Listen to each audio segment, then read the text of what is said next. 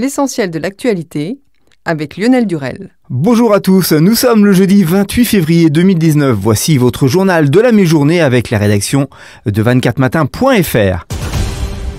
Après 100 jours de prison et 2 précédentes requêtes retoquées, Carlos Ghosn tente de nouveau sa chance.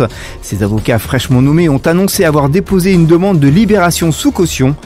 L'ancien PDG de l'Alliance automobile Renault Nissan Mitsubishi Motors, 64 ans, se trouve en détention à Tokyo depuis son arrestation le 19 novembre pour des malversations financières présumées.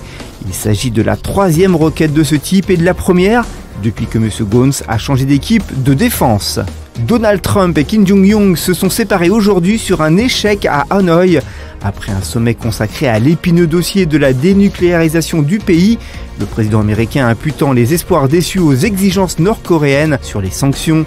Au final, les deux dirigeants ont eu des réunions très constructives et ont décidé des différentes manières d'avancer sur des concepts en rapport avec la dénucléarisation et l'économie. A néanmoins souligné la Maison-Blanche, ajoutant aucun accord n'a été conclu pour le moment, mais leurs équipes respectives ont hâte de se rencontrer à l'avenir. Plus tôt dans la journée, Kim Jong-un avait évoqué la perspective d'une représentation permanente des États-Unis en Corée du Nord. Hier, la cour d'assises du Finistère a condamné un homme à 10 ans de réclusion criminelle pour avoir, en octobre 2016, mortellement secoué l'un de ses jumeaux de 2 mois et violenté l'autre bébé. Le père, capable de fumer un maximum de 20 joints par jour, a reconnu un geste violent sur le bébé, depuis décédé, et nié les violences sur l'autre.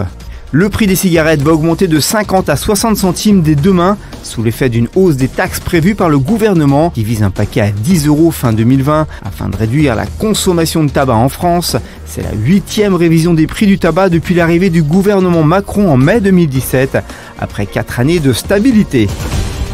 En bref, et dans le reste de l'actualité, des milliers de vacanciers étaient bloqués à l'aéroport de Bangkok au lendemain de la fermeture de l'espace aérien du Pakistan en raison de tensions grandissantes avec l'Inde. Mais la compagnie Thai Airways a été autorisée à survoler la Chine et les vols devraient reprendre aujourd'hui. Après Amazon, entre autres, c'est au tour du géant américain de la livraison de lettres et de paquets FedEx de tester un robot capable de livrer des colis.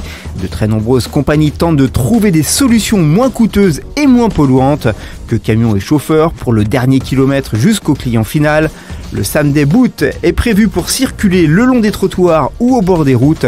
Il sait éviter obstacles et piétons et peut monter les marches tout en circulant à 16 km/h maximum. En sport, la poignée de main était plutôt froide entre Nadal et Nick Kyrgios après le match et la victoire de l'Australien en 3 heures, 3-6, 7-6, 7-6.